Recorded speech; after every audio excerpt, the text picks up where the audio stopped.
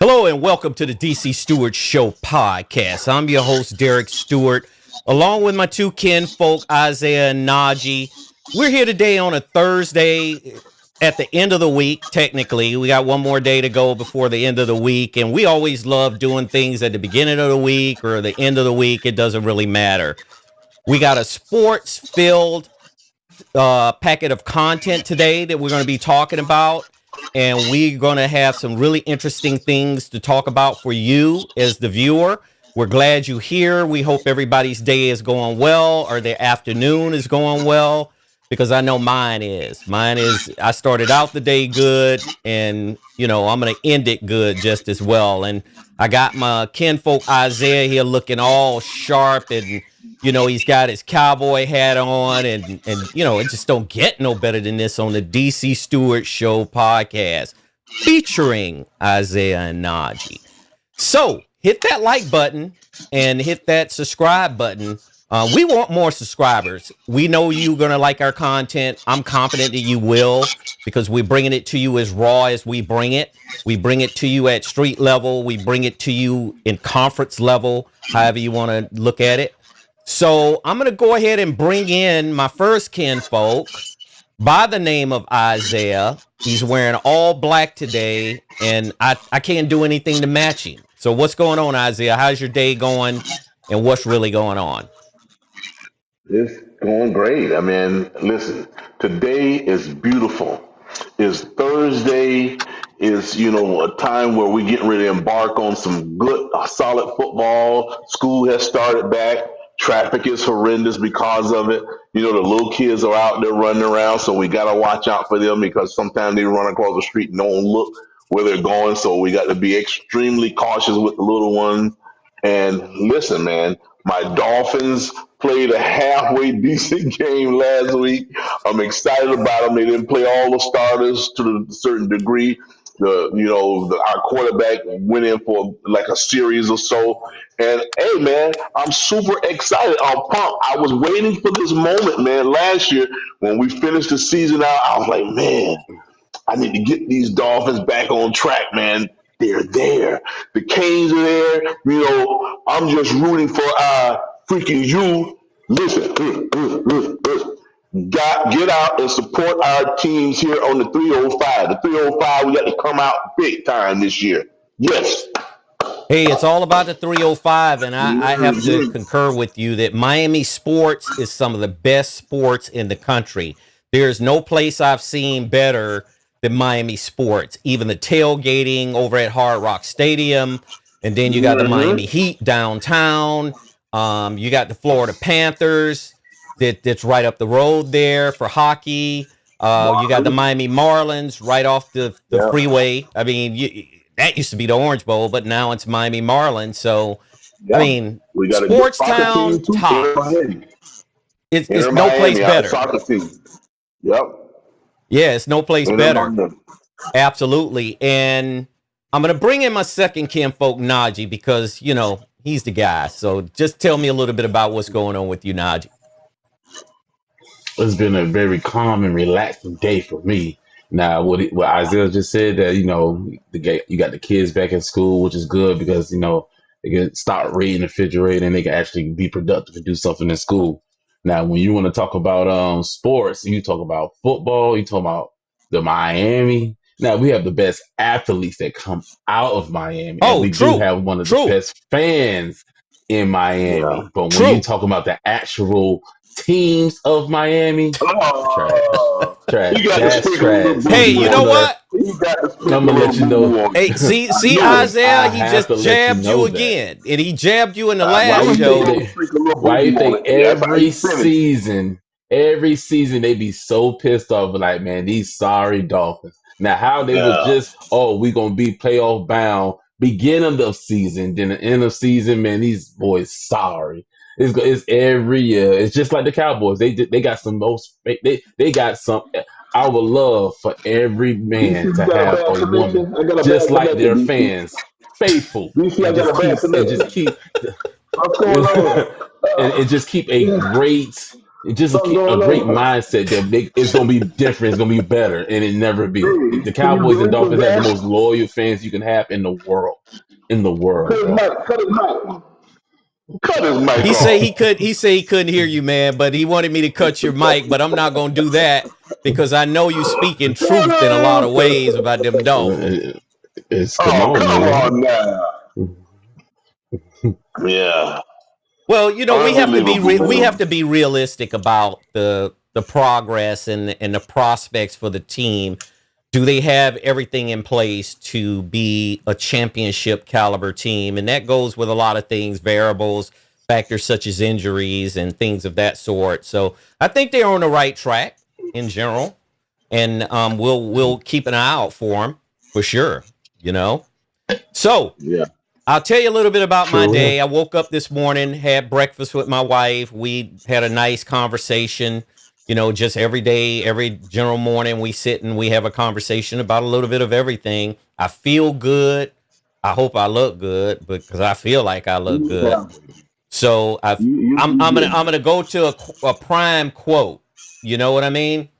A Deion Sanders quote, and he say, "When you look good, you feel good. When you Feel good. feel good, you play good." That's at least Mm-hmm. half of it. I can't get it all down like I wanted to That's say. most of that's the Okay, so most of the let me battle, man. requote it. Let me requote it. If you look good, you feel good. If you feel good, you play good, and if you play good, they pay good. Yeah. And I believe That's that. in life. And That's hey, quite in life, Prime, man. Well, I'm not trying to Yeah. take your quote out from under you.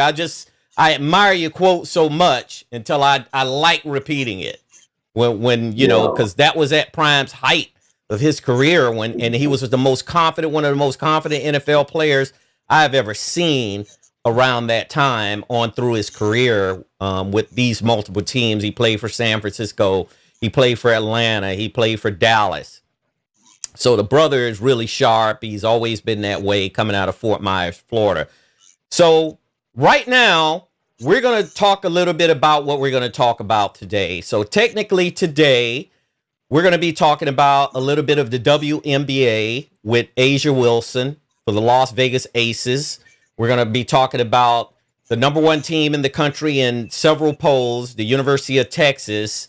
They're going to have to go on the road, and we'll be discussing that to see how well we think they're going to do on the road as the first game of the year. And I'll tell you the opponent shortly because it's not going to be an easy task for them.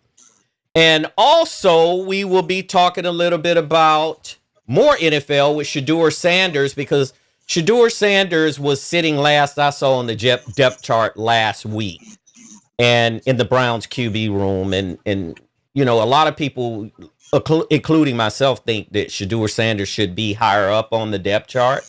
They may be holding him off to the side, you know, for that specific reason, because he was injured. And there has been rumors that he has an oblique injury or, you know, he's at the oblique is aggravating him. And the oblique is a muscle that's below your rib cage. And if you injure that, I mean, it's painful. It's very hard to Painful. move your Yeah. body or twist your body. I know that for sure. And And you he's going to have definitely to need just that to be nurse able to that throw the back to ball. health, you know? Yeah. So we'll be talking a little bit about him. We're going to be talking a little bit about Myles Garrett, who's a superstar defensive end, edge rusher, one of the best I've ever seen play in the NFL. Myles Garrett was pulled over for speeding 100 miles an hour in a 60-mile-an-hour speeding zone outside of Cleveland or within the suburbs of Cleveland. Myles Garrett has had some issues before with driving cars really fast because he did have an incident in 2022 as well. So we'll talk about that. And we're just going to be talking about just overall NBA. We're going to be talking a little bit about overall WNBA, and we're going to be talking a little bit about everything. One thing is for sure, we got Annie Brown available. So she was the one that came up with all of these good topics. So sit back, relax, and just chill with us because we finna really get into it. And I I just want to know one thing from my two kinfolk here because I don't seem to get enough of it. Where the party at? Right here. I've been saying It's it right all here. along. It's been That right thing here. right It here, was here boy. today. It's It was right here here. last week. It was here It's last right month. It here. was in the winter time, the summer, the fall. It's here, baby. Woo! Yeah. Yes, The sir. the party is here, and we're here to It's right stay, and here. we ain't going nowhere. And Annie Party's Brown right here. getting ready The to party's kick right off here. this party The party's right in here, a big baby. The party's way. right here.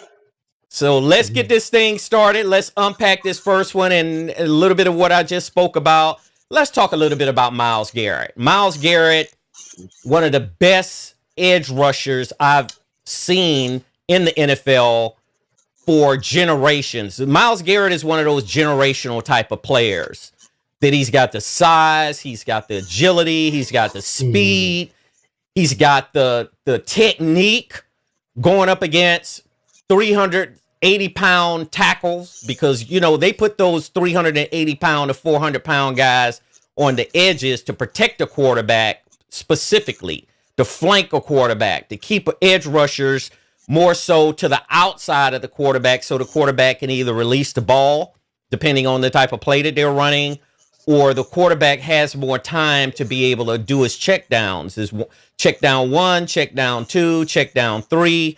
They usually have check downs in that. And Myles Garrett, he blow all of that stuff up, man.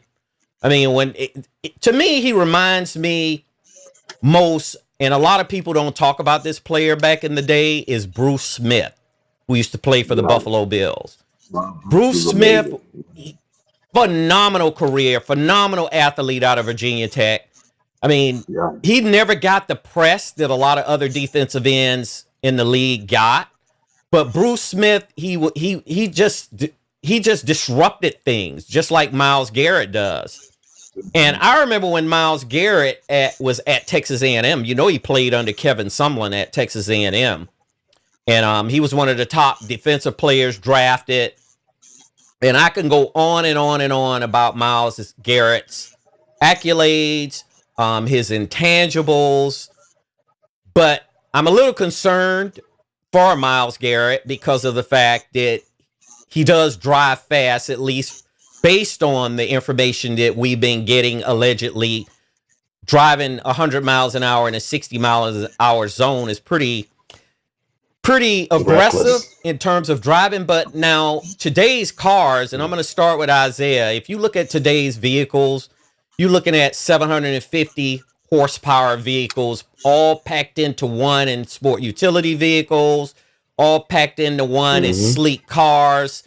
I'll give you an example is the Dodge group, which is the Chargers. The Dodge Chargers, the Dodge Challengers. Those cars are muscle cars. And I'm talking about cars because for you to put your foot on the pedal and go up to 100 miles an hour, it's really not that hard to do it, depending on what type of vehicle you have. If you have a high-performance vehicle, you press it a little bit, you're up to 60 to 80 within 60 seconds. So, Isaah, what do you think Myles Garrett needs to do? Because his coach, Kevin Stefanski, said he was very disappointed in Myles Garrett getting pulled over for that. However, it did turn out good for Myles Garrett because he did not get arrested. He could have been arrested. They arrest you with that type of speed. They don't, when the state troopers, highway patrol, that type of speed is deadly speed. And not only for yourself, but it's for everybody else because of the trajectory of the vehicles, gravity. I mean, I've seen vehicles roll over 12 to 15 times before it stopped rolling over from speed. I've seen people ejected from speed up into freeway signs. And you know how high up freeway signs are. They are ejected out like a missile out of these vehicles. And if they're not wearing a seatbelt, you just don't have a chance at all. So, Isaah, tell me a little bit about what you think that Myles Garrett needs to think about when he's driving fast like that. Well, he's got to think about multiple things. And sadly, I mean, I'm really disappointed in myself because whenever you go on that rate of speed, you endangering everybody that's on the road with you. And the fact that he didn't get arrested, he got a certain degree of leniency, man, because is actually is a felony charge. I mean, it's reckless. It's not just speeding; it becomes reckless, and you can get arrested for that. So he better be thinking his lucky stars that he don't have a criminal charge Yeah. waiting against him, because that rate of speed, you rear end somebody or T-bone somebody like that, they're gonna die instantly. The airbags is not gonna save you. In many Nothing is going to cases, save you you would inside that vehicle, you're gonna period. get yeah, you're gonna get ejected out of the car in some instances, man, because that's a high impact. You're talking about going 100 miles an hour to a complete stop where you hit somebody is a complete stop, and you're talking about breaking necks or spinal cords. Severe injury comes behind that rate of speed. So I mean, if he didn't learn his lesson, sometimes it requires people to get arrested to understand the severity of this, man. Because once and sometimes when you give people breaks, they don't learn. They think the next guy who pulled them over may give them a break again, instead of saying, "Wow, I could have been arrested," or "Wow, I could have killed somebody," or "Wow, I could have killed myself." And they just continue to do it. I see it all the time. One night I was driving down one of the main arteries here in South Florida. There's a group of guys racing going down one of the main streets. And this is in the middle of the morning, 3 or 4 o'clock in the morning. And a roll off truck that had the dumpsters pull right in front of one of the guys. And he slammed into it. Debris was everywhere. Everywhere. The guy was out of here instantly because he ran right under the truck. He hit the truck, man, and couldn't stop. I mean, it was dark, first of all, and he never seen the truck coming out. He ran right into him. The guy in the truck may have not even seen him because he was going so fast. Because if He you was stop at a fast. stop sign sometimes, you can look one way. By the time you look the other way and proceed to pull off, you won't even know where in the world this guy come from because True. he's going so fast, man. And that's why people have to learn. First of all, buckle up. But then second of all, don't be going that fast, man. I mean, I love to hear the roar of the cars, but I don't like to see them speeding that fast on regular streets because you have elderly people that's out there driving who can panic if they see you going that fast. And you have just beginner drivers. You're talking about the 16, 17-year-old kids who just learning how to drive. And if you blowing by them that quick, they can panic and run over, or they can panic or pull out in front of you because they don't know whether you're going to run into them or not. And it causes a huge, massive accident. And that's the reason why the insurance rates go up. And there's so many things come behind it, DC. And Najee, you know how it works, man. Whenever you got Yeah. cities that has multiple cars like that, and I'm gonna tell you right now, they do a lot of statistics on the areas that these cars are bought in, and they just Hmm. raise the rates because they know these guys gonna be out there driving like nutcases, and Yeah. that's what they do. They race all the time. And then the next car like that is that Lamborghini SUV. That's That what Urus, people that love. Lamborghini That Urus. Yeah. thing flies. That's Yeah. so It much muscle flies. packed into one. And I Yep. mean, I drove past one yesterday, and just the engine itself is just amazing how well Mhm. that particular sport utility is constructed, because you're Yeah. looking at easily 700 to 1,000 horsepower. And a lot of people Yep. don't think in terms of horsepower. Horsepower is just the amount of torque and muscle and energy that the vehicle has from the engine to the Yep. drivetrain of the vehicle. And some of these Mhm. vehicles are front wheel and rear wheel drive. So if you look at front Yep. wheel and rear wheel, and you're pulling, all four wheels are pulling at 700 any plus horsepower, you're talking about you Mhm. could be up to 120 to 150 miles an hour easily. And it's like you're coasting Easy. inside, right? Easy. And Yeah. you're inside the cabin of the vehicle, and you don't even realize, damn, I'm doing 100 miles an hour. I'm doing 120 miles an hour. And you don't even feel yourself passing up other cars. It just seems like it's very peaceful in terms of you being Yeah. inside that cabin driving a vehicle that fast. and it's very highly dangerous, and it's not going to get any better because the freeways and the expressways and even the surface streets are more packed with vehicles now, and it just makes it more riskier to have a really bad accident depending on how you're behaving or depending on how other drivers are behaving. So Najee, tell me this. Myles Garrett, he signed a contract, one of the richest contracts in the history of defensive ends for the game.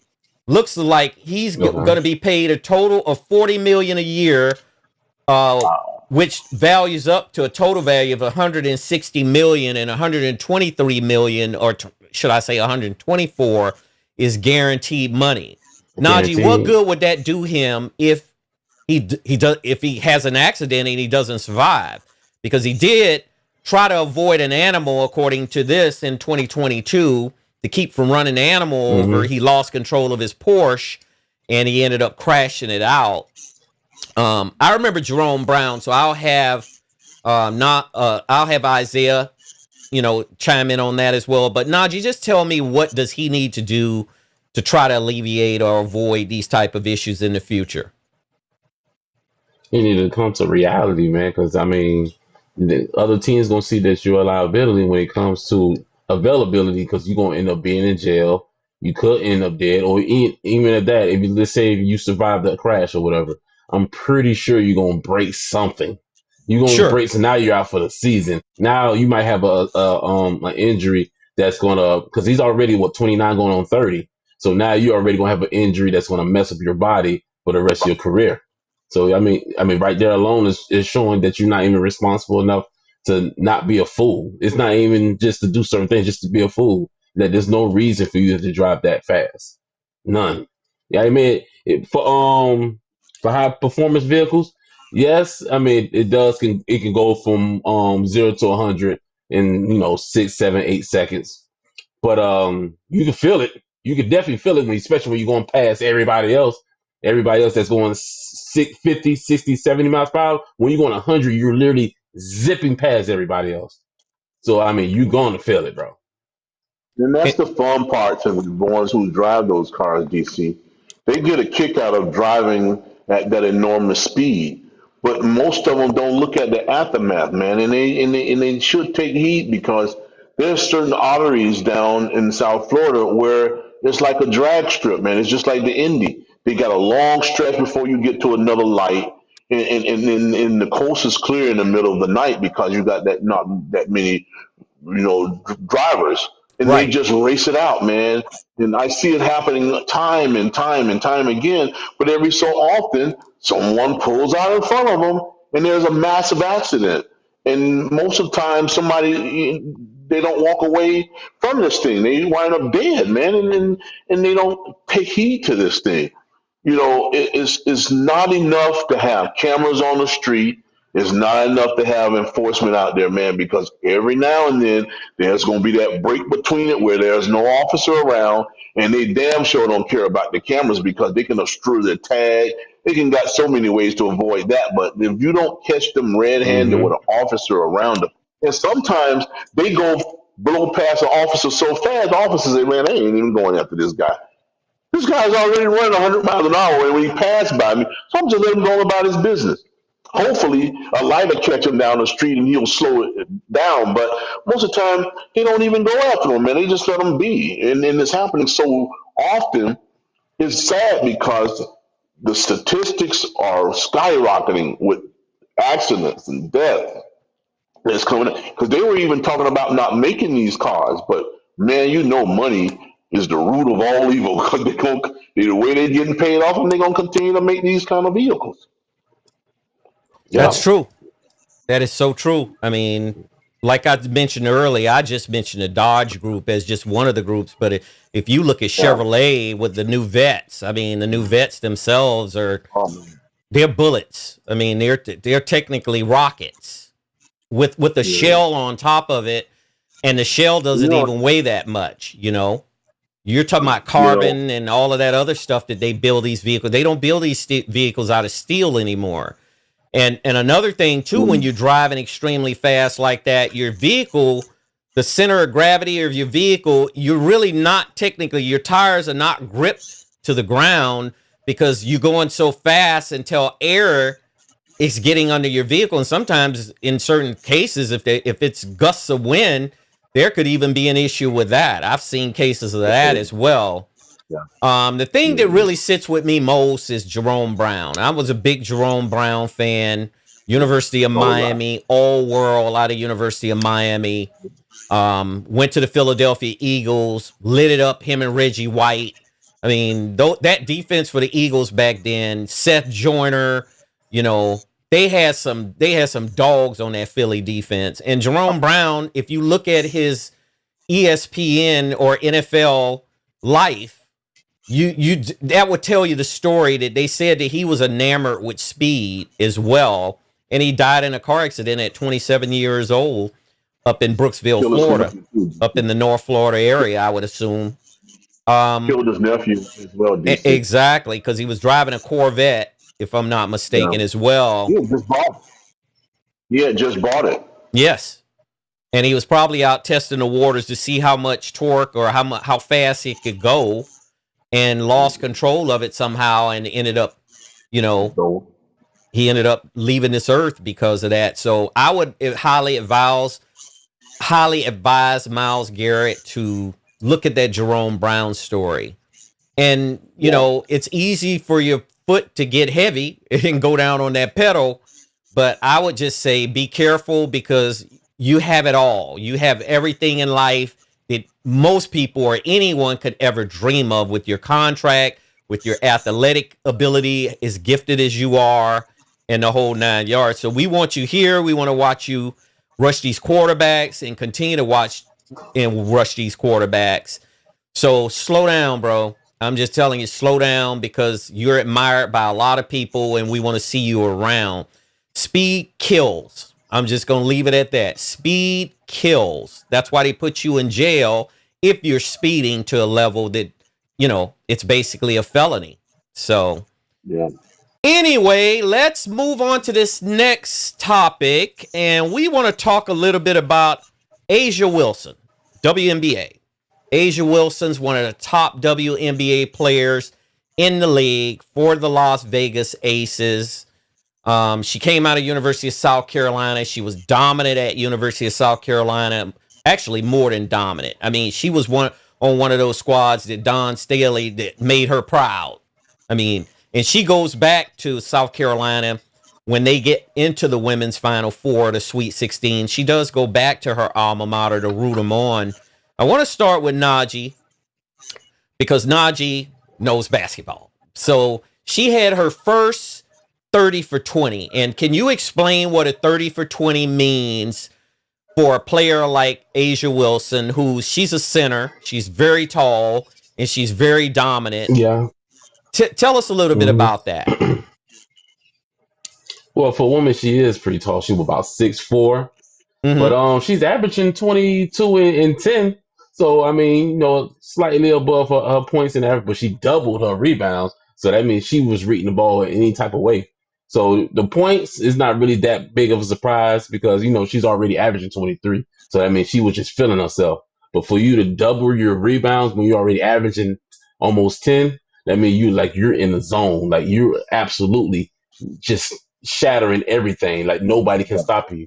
Nobody can stop you. That's the one thing I like about sports, because when you're in the zone, like, whatever type of distraction you're trying to do to that star player, but it's not working. You can say whatever you want. You can kind of tug them. You can pull them. You can do whatever you're trying to do, and they just not going. Sometimes when you foul them hard, it pisses them off even more. So now you absolutely can't stop them. So I mean, but she's trying to be one of the GOATs, man, because she has quite a few accolades. I'm talking about she had back-to-back MVP, back-to-back MVP. She has back-to-back championships. She has a Finals MVP. Like, she has a whole bunch of accolades, and she's only 29. Like, she's, and then that's also Bam girlfriend too. So so now they're a power couple when it comes to sports. Absolutely. Isaah, can you tell us a little bit about these type of accomplishments with these players? Because I know Najee just summed it up in a nutshell for us. But can you tell us a little bit about, A'ja Wilson and her accomplishments on up to now? The league should be proud of her, man. When you set a standard like that, and it hit the record books, and then you got other young kids coming in and aspire to be like her. It gives you something to look forward to. It gives you something to work hard at. It gives you something to say, I want to be like her. I want to do this. And ultimately, you find yourself being disciplined enough to try to accomplish those things. So every time I see records set like that, it makes me feel good because it gives you that ladder to climb, and to see her accomplish this stuff and people who work hard. I watched her when she was in college, and now to see her step up to the WNBA and still at the top of her game.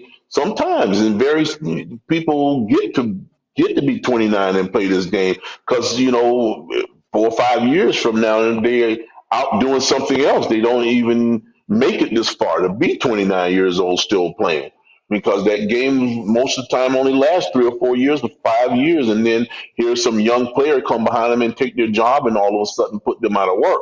But to see her at a level That like window this, be short. yeah, Yep. yes, that window is very short. Yeah. And most athletes do have short windows in any Mm-hmm. sport. I mean, some Yeah. sports are shorter than other sports, but for the most part, they make the best of it, especially the star athletes make the best of it. And if they're that good, the Wilt Chamberlains of the worlds and the Shaquille O'Neals of the world, I Mm-hmm. mean, they've had illustrious careers, but Yeah. other Hmm. players throughout other leagues where careers were cut short even earlier than that. It looks like she became the fastest to score 5,000 career points in the Hmm. WNBA. It looks like her resume includes 3 Most Valuable Player awards, 2 WNBA titles, and a Finals MVP. Just like Najee just summed it up for Yeah. us a few seconds ago. I have nothing but accolades to say about A'ja Wilson and the rest of the WNBA as well, because that league is on the come up right now, and that league is not Mhm. going anywhere. It's here to stay, just like we are here to stay. That league is Yeah. going to be around. They're going to start picking up these TV deals. Once they start picking up these TV deals, they can pay these young ladies more money, and these young Yeah. ladies will come out and they'll play more exceptional than they are playing now. Not because of the money, but just because of their athletic ability is going to make them play better. But just to see someone like A'ja Wilson being able to do these type of things against other competition, and trust me, your opponent is not trying to let you do that. It's nothing like having a grown person push another grown person backwards, sideways, or any other direction against their will. And it's just that's just the reality of it. That's what makes sports great. You're trying to do Yeah. something to another person that they're trying to do to They you, trying to and if prevent it. Yeah. exactly, and they're trying their best. Boxing is a very good example. You're Yeah. throwing. I mean, I've seen fights where fighters were getting the best of one fighter, and one punch goes, and there he goes. Down goes such and such. Just like Howard Yeah. Cosell used to say, down goes Frazier, the whole 9 yards. So what we would keep up with A'ja Wilson and the rest of the league because they're getting ready to go into the playoffs right now. And there are several Hmm. teams that's poised to get into the playoffs. Las Vegas has been a championship team for a long time, and I think they're going to stay that way. They're built that way, and we'll keep up with that, moving forward. So let's move on. Annie Brown has got another good one for us. Annie Brown is a little bit concerned, but Annie Brown wants to know from you, Isaiah. It looks like Shedeur Sanders suffered an oblique injury. And can you explain a little bit about how the oblique affects anyone, just a regular person, let alone a professional athlete? And does Shedeur deserve an opportunity to be at least 1 or 2 on the depth chart if he can get this injury out of the way before the beginning of a regular season? Well, he's accustomed to, enduring things like this. I've watched him for many years now, and from shoulder injuries to calf injuries, back in. I mean, he's been injured before. Right. And I'm talking about severe injuries, but he's always bounced back. And I think this will be another one where he just bounced back.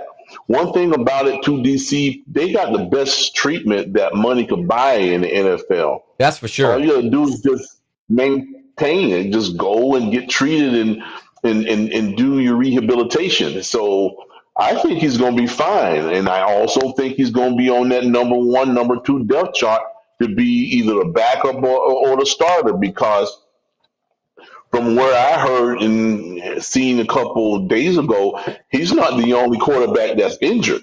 You know, there's Hmm. another couple injuries on that staff of quarterbacks over there. I think Deshaun Watson is still out, right? I'm not Yeah, he's sure, still but out. whether he was still one of the one. So that goes to show you, out of that quarterback slot, he's moving right along because Deshaun Watson definitely they're not talking about They're playing not him at even all. talking They just about got him on Deshaun the roster. Watson, right? No, not at all. At Not at all. all. The only thing comes up about It's Deshaun Shedeur, Watson is that it's paycheck. Shedeur and Flacco. That's it. That's all they've been talking about. And that means number one and number two. And that's what's going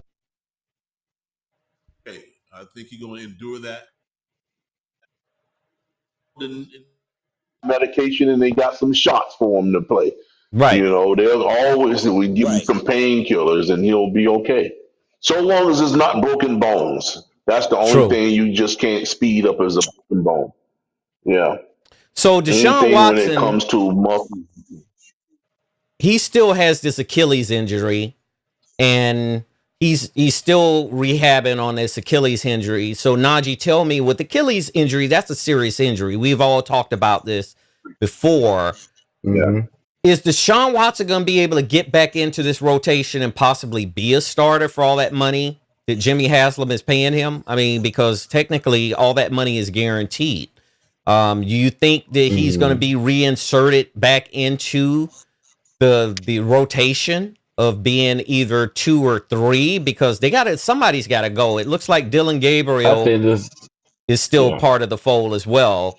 I mean, he's the third Hmm. quarterback, I believe, on the depth chart right now. I don't think they're gonna because he did already have a setback when it came to his rehab. So I don't think they're gonna rush him back. They probably gonna go in between him and Flacco to make sure he can get some minutes in, some reps, to make sure he can get his body ready for it because Achilles is a very serious ligament to pop. Right. You can't push off that foot no You more can't after it's control gone. your toes or So anything, right? no, Nothing. and you no exactly, like it's literally just limp. There's nothing there. There's nothing connection when there's no connection to it. It's done. So, but you also can't rush back and just go full blown with it. So not only he had to get surgery, rehab, but then he has to kind of slowly work back into it and try to build more strength into that foot. So it's me personally, it's they're gonna monitor what they're gonna give him when it comes to minutes and the load what they give him because you got three extra bodies on the depth chart. Mm-hmm. Why would you force him to do high minutes and run for his life and all the other stuff when his foot is already very tender right now at this point? Right. And they're not trying to rush him back, I don't think, especially since they have Flacco and Kenny You got the Pickett. bodies already, so there's They no got the reason. bodies already. They're not But going to re-injure that thing. They actually want to take their time and let them rehab that thing because you got to remember that this guy is getting paid more than probably all of them put together, man. And oh, you for want to sure. For sure. re-injure? No doubt about it. Yeah. It's amazing, man. I'm just eager to see him play, man, because I watched him. But before he got traded over there, he had a great career. Everything was clocking. It just seemed like he was the best thing out there at that point. And get traded over there, and then it just went downhill. You don't even see him playing. I think he played in like 4 or 5 games, but he was so rusty because he was going through legal, you know, or ordeals, and he never was playing. But now he's injured, so it's been like 3 years since we've actually seen him playing. It's been like 3 years. Right. Everything else been like a up and down like roller coaster with him throughout his career, being over there with the Browns. Yeah, I have I see a lot of upside to what the Browns have right now in their quarterback room, especially with Joe Flacco, Kenny Pickett, Dylan Gabriel, Shedeur. All of these guys are competing for one spot. And it's just going to only be one. It's going to only be one person. And I think most teams carry 3 quarterbacks. If I'm not mistaken, correct me if I'm wrong, I believe most professional football teams carry up to 3 quarterbacks, right? At least 3, yeah. At least 3, because I remember when Brock Purdy got hurt in that game against Philadelphia during that year that Philadelphia, I believe, went to the Super Bowl. He got hurt, and then the backup quarterback got hurt, and Christian McCaffrey was the only one that was left that could take snaps. And Christian McCaffrey was technically not a quarterback. He's a running back. And that was the only quarterback, group that they had at the time. If your starter and your backup gets hurt, I mean, you're out of gas. I mean, technically, you're out of gas. You got to have somebody else on the team that can at least hand the ball off. They might not be able to throw passes, but that's what McCaffrey did at that time, So but the crazy thing is, he could miss this whole season. Now I think about it, because he did ruptured his Achilles in January in Miami. So it's already, that was January. Right now you're talking about August, Deshaun so Watson, 7 right? months. Yeah. Now think about it.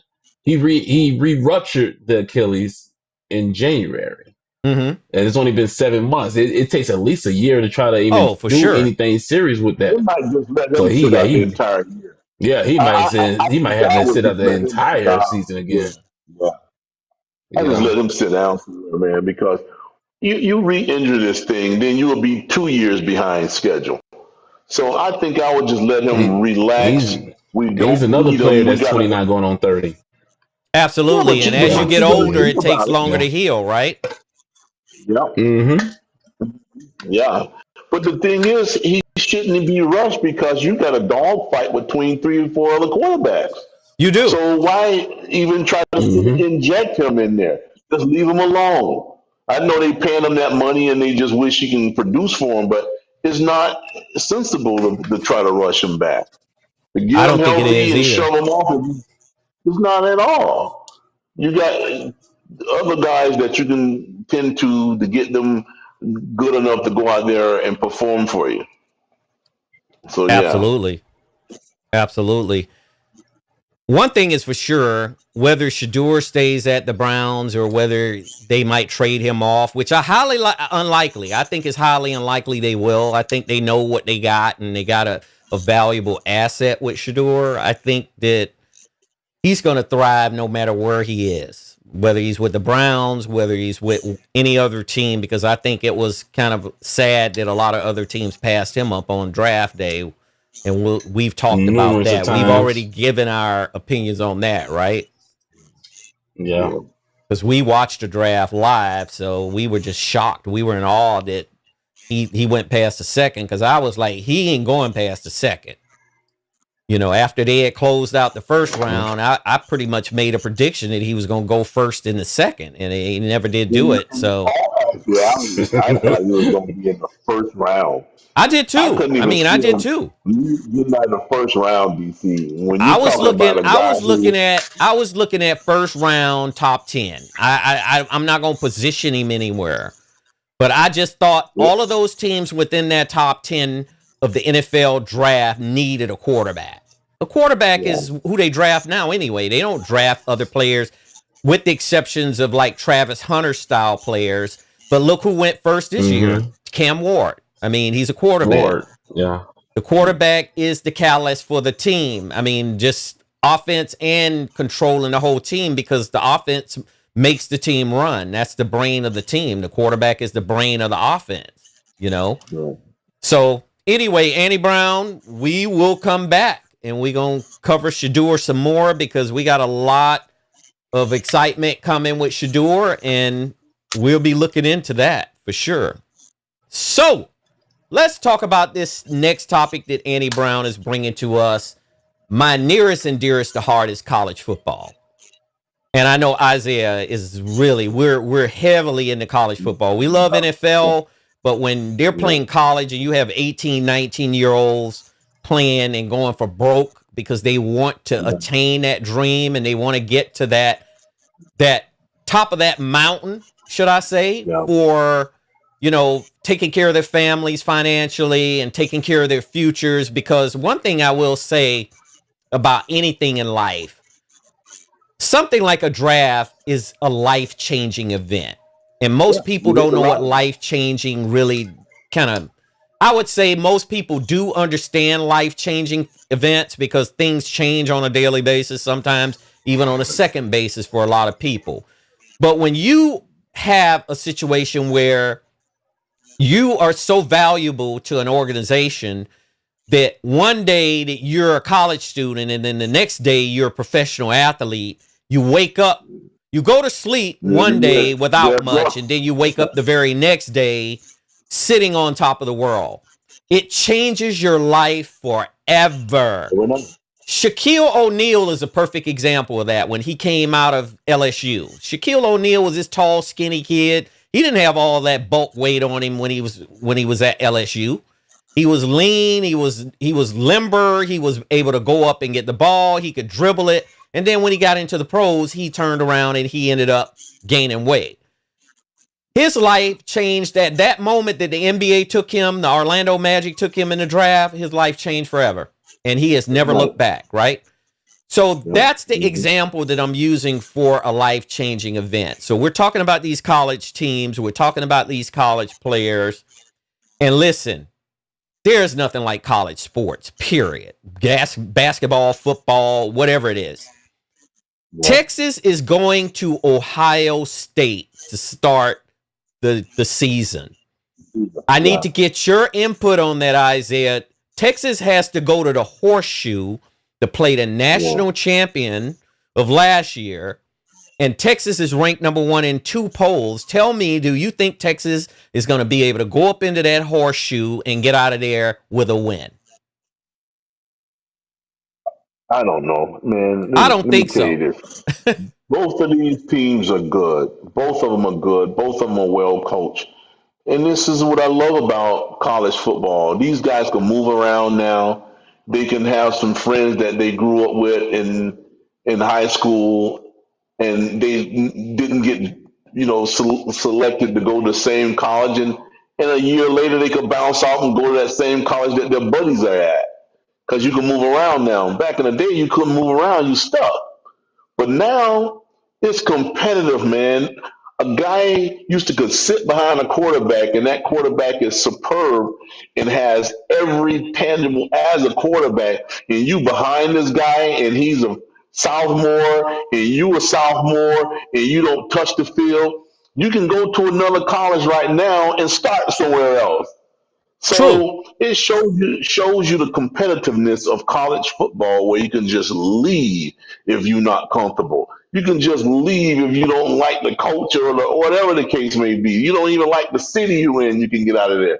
But I just think it's going to be a great game, and I'm so eager to see the season kick off, man, because these guys been practicing in this heat, this enormous weather of being in 100 degrees, and now they can release all of that stuff and go out there and shine under the lights, baby.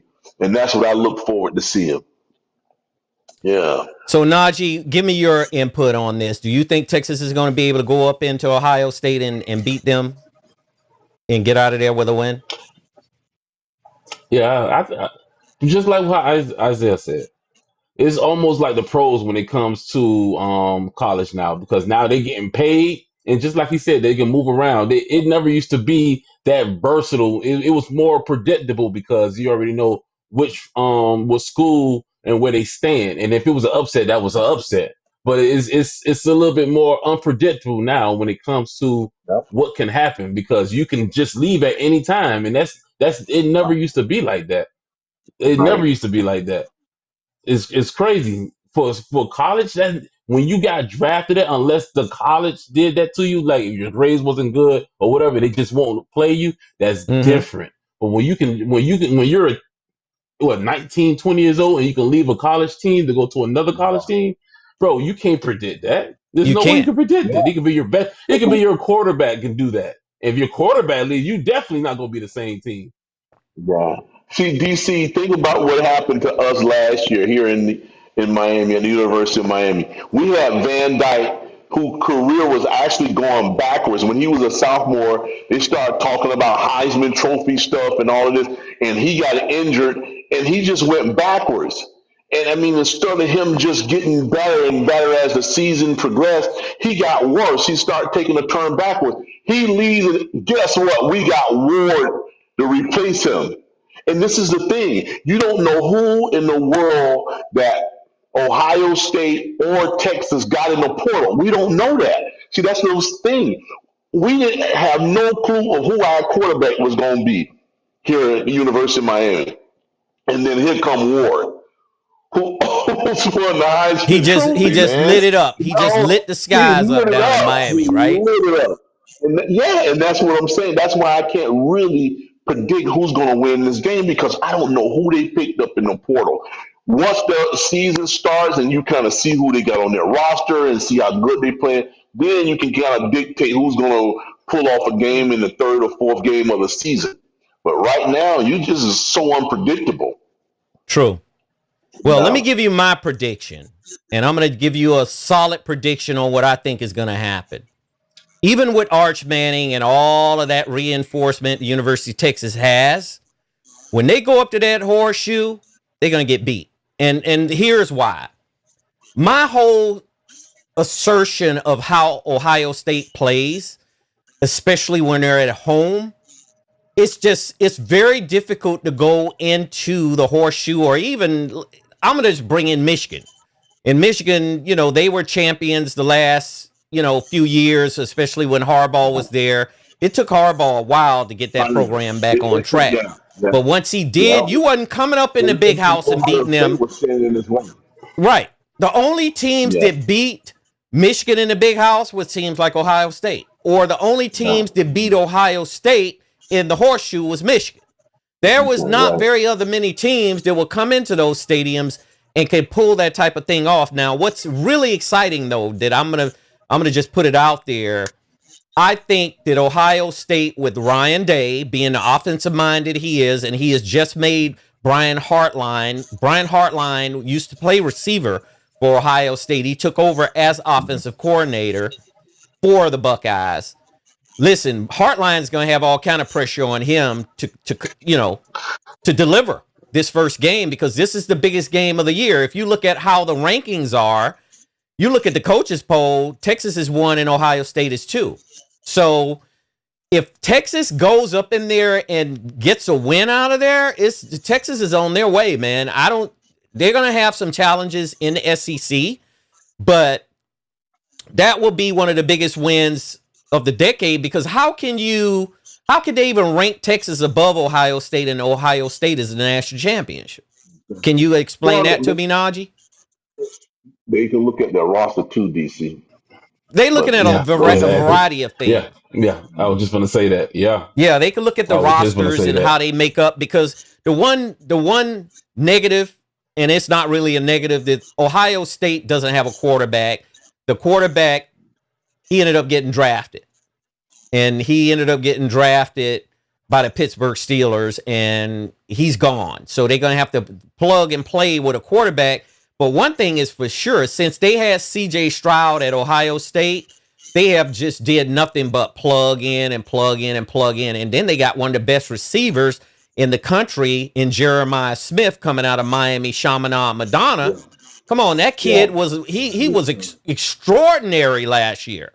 And he lit up the national championship. He made Oregon's defensive backs look like they weren't even there, right? Yeah. So this is the perfect game, I think, this schedule, because you're looking at the Big Ten versus the SEC. And for years, you got your people that side with either conference. I mean, if you think about it. Some people say the Big Ten conference is stronger. Some people say the SEC is stronger. But my prediction is that Ohio State he's not even naming a quarterback right now. They got like I think 3 kids, top notch quarterbacks that's vying for that starting job at Ohio State, and it's going to be very difficult for Texas to go up in there. Although Steve Sarkisian, man, I take my hat off to that brother, man, because Steve Sarkisian, he's originally from L.A. He went to he was coaching USC out here. And he lost that job, and then Nick Saban gave him that opportunity, an opportunity of a lifetime. And Nick Saban constantly gave coaches opportunities of lifetimes to get their careers back on track, you know. Mm-hmm. And he was able to parlay that into something, and then he got that Texas job, and he's an offensive mind. Texas has got one of the top defenses in the country. They got Arch Manning, to me, which is he's going to light up college football next year for sure. He's Peyton and Eli Manning's nephew and Archie Manning's grandson. You know, he comes from a football dynasty as far as I see it, you know. Yeah. So I'm predicting that Ohio State is going to pull out a win in this game. And if Texas pulls it out, it's going to be interesting to see that Texas is going to probably stay number 1 to pretty much the duration of the year. And I could see them going into the playoffs with a very high ranking going into the playoffs. Do you guys see that? Yeah. Yes, I can. I can clearly see that. Yeah. Absolutely. So let's talk a little bit about John Chucky Gruden. John Chucky Gruden, I call him Chucky. His name's John Gruden. He's an offensive coordinator, or at least he used to be an offensive coordinator. He started at Green Bay. He started out some other places and really parlayed his career into something successful. It looks like he just won a case in the Nevada Supreme Court for him to be able to go to trial against the NFL because he's suing the NFL about a scandal that broke out that really got him pushed out of Las Vegas, the Raiders. It's a hot button issue. The NFL, to me, have been sue-proof. If that's the term I could use, they have technically been sue-proof for decades and decades and decades. The only person I know successfully was able to sue the NFL and intimidate the NFL was Al Davis. That's the only person that I can remember that Al Davis, whenever he brought a lawsuit, the NFL took notice and they tried to sell it. So, Isaiah, do you think with this Supreme Court ruling that John Gruden has a chance to win a huge settlement against the NFL and Roger Goodell? Because Roger Goodell's name is on the lawsuit, the civil suit that he's got against the NFL. Well, you know, if you look at what our Supreme Court has done in the last this is Nevada Supreme Court. This is not the overall Supreme Court. This is Nevada Supreme Court. Yeah. Supreme Court. So I make it plural. All of them are kind of wrapped in one. But it's unpredictable what these guys are coming up with now, man, because I don't even think they go about the law anymore. They don't even go with the Constitution entails. They just make up their own stuff as they go along. So he might be able to pull this thing off. If he pull it off and sue the NFL, he probably gonna get that bag of money from them, but then he'll have to coach in the collegiate level. And that's probably what he's heading for now, because he already done burned his bridges in the NFL if he's suing them. So he'll take his money if he wins this case and just go take your money and take off. Yeah, that's all he's going to do. And I think he's going to win it. You see, I really think he's going to win it because, according to this lawsuit, he's claiming that these guys pulled some emails and put them on Front Street by, exposing these emails, which he thought they should have been confidential, but emails aren't. Emails are not confidential, technically. They may say confidential in the email itself, but emails are sent over networks. And if people understand what networks are, a network is easily breachable by anyone, hackers, you name it, people within an organization. Because if you use in the NFL's email network or any team's network, which is part of the NFL, that network is a bigger network where people can see those emails. depending on the level that the people have to see those emails. So if you think long and hard about it, when you send an email, don't expect it to be confidential. It might say confidential within the email itself.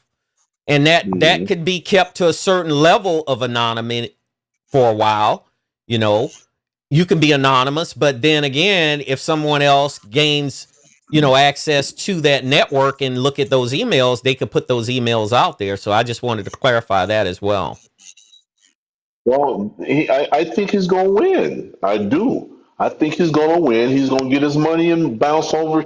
Because the thing is, the way I seen him in an interview the other day, it's almost as if he knows what's coming down. Somebody done tipped him off that you're going to do this, and maybe the NFL may just settle with him. Just say, "Here you go, Oh, man. they're going to have to settle. I would think they would settle with him once they see the light, and once they see the bigger picture that they're getting ready to go to a trial and lose. They're going to settle with him.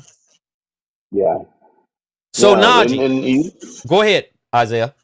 You never know with these attorneys, and they get behind closed doors and they cut these deals and they make things go away, and that's what I think is going to happen in this instance, where he's going to get his money from the NFL and then go coach in college. That's what he's going to do. Well, Yep. have you ever thought about this particular possibility? He may force the NFL to give him a job again too as part of the settlement. Is that possible? You don't think so? If they pay him, they're not doing that, DC. You're not Okay. getting a bag and a job. Hell no. Yeah, you're not getting both of them. That's not going to You be. ain't getting That's both of them, bro. any job. You're not going to sue them Either you and win continue the to work for them. case. Nah, That's true. nah. You might win the case and get a job, get you a job back, but they not finna give you a bag and then let you come over there and work for them. You're not doing that. I hear you. Nope. I was thinking that there, and this is just coming off the top of my head because I don't know much about legalities when it comes to civil suits. However, if he says, "Look, I'll take half that bag, and you're gonna give me another," I'm gonna have another opportunity because according to this, he sued them because they ruined his career. It says here he sued the NFL in 2021 and Roger Goodell, claiming a malicious and orchestrated campaign to ruin his career by leaking emails and forcing his resignation. And he seeks monetary damages for the impact on his coaching and endorsement career. So that's what I'm saying, DC. Right. They're going to compensate him for that. They're going to look at what he would have possibly made, and they'll compensate him for that. But they're damn sure not going to compensate him and give him a job. Okay. They may see, okay, what team will want you in the NFL, and he's not going to get all that money. They may give him back pay, but they're not giving him money going forward and then give him a job. It don't work like that. It just doesn't work like that. Not work. Nope. Here's a lawsuit in a career. We're not doing it like that. Well, it's just beyond me that the NFL has been sue-proof this long, and they've been sued. Don't get me wrong. Let me be clear. The NFL has been sued so many times by so many different players and coaches and people, personnel for the NFL. The NFL has been sued, but they've just been dominant enough in the court system where the system has never flipped on them to a point where it's going to go to trial and they're going to have to either make a decision to settle, which I know they will, because they're not going to want to have to open up to discovery. Because if they have to open up to discovery and they have to provide all these documents to Gruden's lawyer, I mean, think about that. All of the more dirt that could come out, right? And DC, understand something. Let me show you how it works both ways. Remember that Colin Kaepernick? I remember, and that's a perfect analogy. Go ahead. They paid him. Does he have a job? No, he does not. They skated around thin ice saying that they'll give him a job, but does he have a job? No. And you're not getting ready to be suing these people and getting a job. It's the same thing. I'm telling you. They might fake like they're gonna give him a job, but nobody's not gonna touch him. They're gonna all stick together when it comes back to the hiring process. He already done.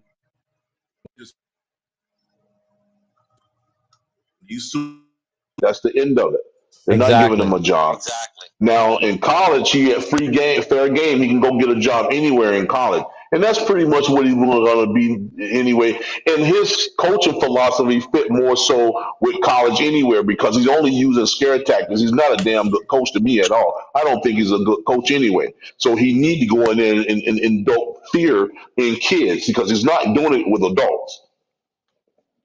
Yeah. Najee, tell me your take on this. No, man, Isaiah got a great point now Oh, because Isaiah's you spot can't on. scare you can't scare grown men, especially that makes more money than you, especially NBA. You definitely can't do it. So because they'll get rid of a coach before they get rid of their star player. But guess what? If he's out of a motivator or he can really just scare people, that's only good. He gonna only do that to kids because they still got development and they don't know better yet. That's the Right. only way that's gonna happen. But if you don't know plays, your team weaknesses and the ways how you can get over the other team, so you're not a great coach for experienced players. You're not. Hmm. You might as well go back to the kids. You go to college, or go to high school or something. You're not going to do that with the pros. You're not. Well, I'll I just don't see quote. his motivation factor either, DC. I don't even see how you could be motivated with Chucky at this point now, man. I think he's just damaged goods. He would let me tell you something. He was better off as a commentator when he was doing, That Monday the Night games Football. on Monday night. Yeah. He was better He was at that. He super should good have at it stayed his too. I mean, he was right very there. I exceptional. thought he was a good analyst. Oh, he I was really super thought he was a good exceptional at analyst, that. man. Yep. I liked him at that. I Hmm. liked him while he was an analyst. He just want to get out there and have some more FaceTime out there on the field, man. He want to smell some funky jocks or something, but he really want to get back in there. Man. One thing is for sure, he's had an illustrious career. He's had a very good career from the time that he started coaching. Because if you think about it, he won a Super Bowl with Tampa Bay, technically with Tony Mm-hmm. Dungy's players. I'm gonna go ahead and add that in there. He just added the Mm-hmm. offensive mind to a defense that was already solid. I mean, you look Yeah, at they was. Derek Brooks and them guys and Rondé Barber and all those guys that was on that, all them dogs that was on that defense, Booger McFarland.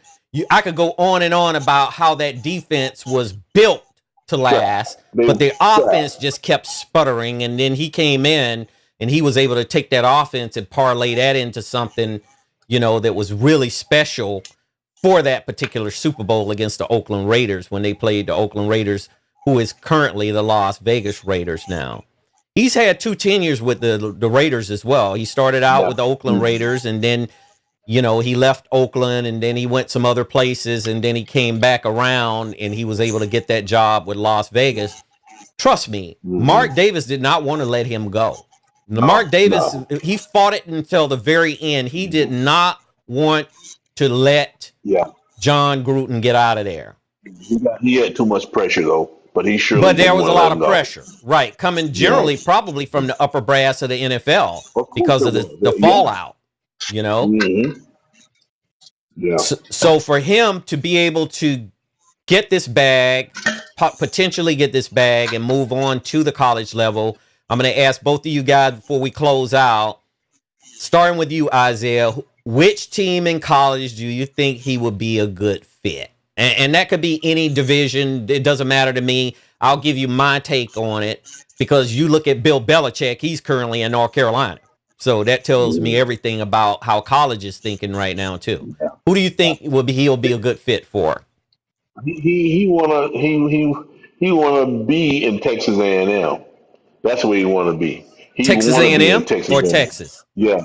No, Texas A&M. He know he ain't gonna get the Texas job, so he Texas He's not going to get A&M the Texas is his A&M second job choice. either because Texas Yeah. A&M, they have Mike Elko. He's not going anywhere. I Yeah. mean, if that's the job he wants, but he can want the job all he want, but I mean, Mike Elko came from Duke. He's an offensive mind, and he's actually doing decent with Texas A&M right now. Yeah. He just got his school spelled out where he would like to be, and I don't think he's going to be successful at nowhere he goes now, man. Because I think the game has passed him by. the way he coached, I think the game has passed him by. I'll give him a Division II school in college football. I'll give him one of them. I bring him down here and let him coach FAU down in Boca Raton. I give him FAU. Let him come down here and coach at FAU. Let him come over here Now, coach Division II. as much as I'm not saying that he's a super great coach, I think he deserved Division I, in my opinion. Najee, what do you think he'd be a good landing spot for John Gruden? FAU. Which team that needs a coach that needs a new face? Because it's not going to be a It's team. going to be several teams coming up this year. It's going to be several teams. It's not going to be a team that's. It's not going to be a top tier team that looking forward to go to a bowl team. It's going to be one of those teams that need a new face and just a new voice in the locker room. That's what they. That's what you think he could end up at Florida State if I was just going to mention that. if they can Mike what's that coach? Norvell. If they can Norvell at Florida State, you think Florida State would be interested in John Gruden? He can definitely go there because they definitely need a new voice. They definitely need a new voice over there. How about Florida with Billy Napier? Because if Billy Napier don't turn Florida, them alumni gonna get him up out of there too. He gonna be out of the swamp. And as much as I love me some Billy Napier too. Isaiah knows that, and I'm hoping that Billy Napier can, catapult that program back up to respectability. But if he doesn't, because I think they gave him an additional year because there was rumors swirling that he was on the hot seat, man, up at Florida, up in Gainesville. They don't like losing up there. They don't like losing in Tallahassee, and they don't like losing in Gainesville. Period. You know what? I think in Tallahassee, if they hadn't had that season so nice the year before, where they was undefeated for a long stretch, he would have got canned. That season he had last year, they would have got rid of him if that would have been a 2-year in a row downfall. They would have canned his ass, man, because they was pissed with him to yes, go they that were. far and he started losing all of those games, man. Oh man. But if Gruden went to Florida State, that would be something else, man, because they want a high-powered coach anyway. He would probably fit well there in terms of just having a coach that was well known and who've been through the ropes like Gruden, who's coached in the NFL for several years, and then the pushback because a lot of these NFL coaches, they're finding themselves going back to collegiate football because to a certain degree is much easier because these pro guys now, they so damn flamboyant. They don't want to listen to these guys if you ain't really got something great to tell. If you're not a at all. Exactly. There's quite a few coaches on the NCAA hot seat for football. I'm going to go ahead and tell you where I think he'd be a good landing spot for him would be Southern California, USC. Now, Lincoln Riley hasn't went anywhere yet. Lincoln Riley is kind of on that. He's kind of in between being on the bubble on the hot seat and not being on the bubble on the hot seat, but he hasn't produced like the administration at SC expected him to produce. And they've been, to me, below average, in terms of their ability to be able to beat teams that they should have beaten while he's been there. He's an offensive mind. He's an offensive wizard of a coach. But I think that will be a possible landing spot. But my boy Deshaun Foster over at UCLA, I'm praying for that brother that he could turn that program. Because if he don't turn that program, UCLA might be a possibility of having an opening too, as much as I hate to say that, because I love me some Deshaun Foster, man. I mean, Coach Foster is one of the best players in the history of UCLA as a running back, but it doesn't necessarily transcend into him being the best coach for the program, right? Yeah. Then you look at Auburn, Hugh Freeze at Auburn. Auburn might be a possibility in SEC. And then if you look at another one, Arkansas, Sam Pittman at Arkansas, they gave him an extra year to try to turn that program. And then if you look at Luke Fickell at Wisconsin, So it might be a lot of positions possibly That's a position. optional for if John Gruden wants to go to the college ranks, he might have a good choice of selections possibly if those jobs open up at the perfect time for him, and we'll just sit back and watch, but I'm just Out of interested all in of them knowing. you mentioned, the one that I think wouldn't look too sexy to him is that Arkansas job. The rest of them, I think he may take. Right. Out of every last one of them you pick, I think the Arkansas job is the one that he probably would want. The rest of them he may jump on. Well, Yeah, Arkansas is a diamond in the rough, whether most people know about it. That program is one of the best programs in the country, and most people don't know that. That I know, but program is just phenomenal in terms of the resources that they have for coaches to yeah, come in there and turn a program and to play in Fayetteville.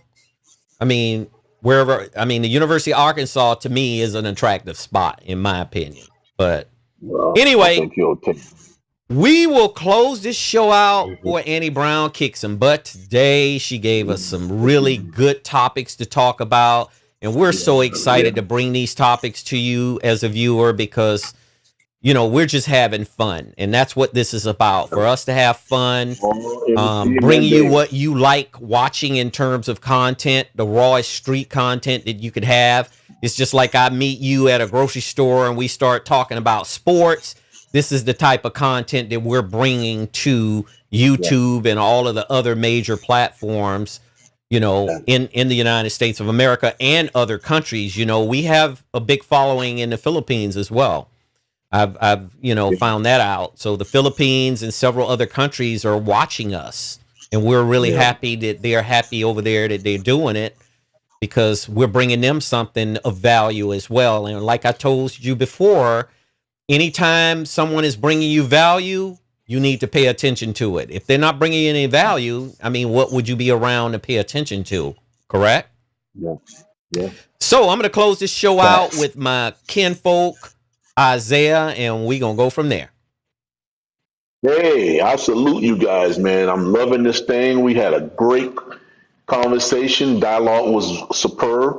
You guys tell your friends, your relatives, your neighbors, your colleagues at work. Tell them DC Stewart podcast featuring Isaiah and Najee. We're on. We're screaming live. Guys, listen to the fact that it's all clear entertainment. That's what we're here for. The That is potty what is is here. always here. You guys have a pleasant week. Enjoy your weekend. Love on your family members and your friends. Take care of yourself. Great. How about you, Najee?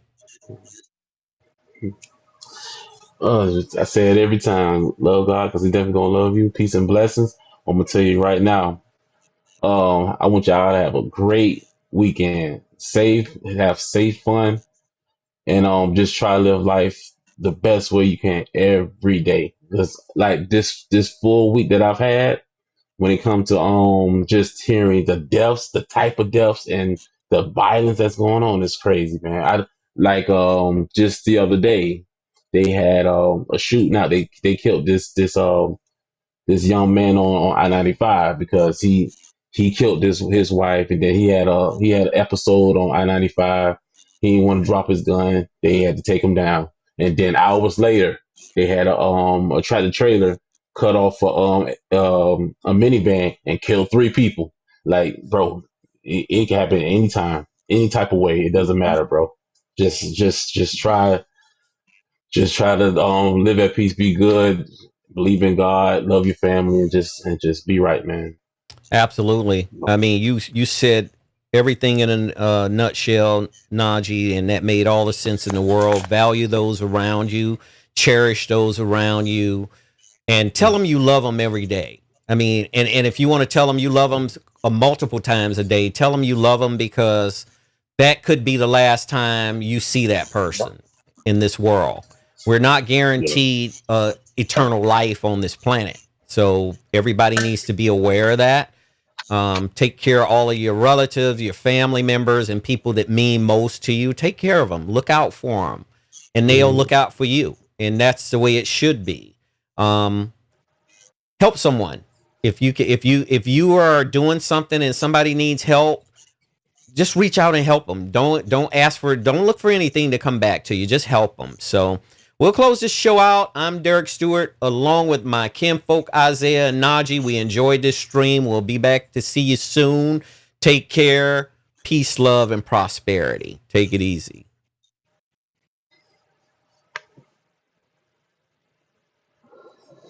Mm.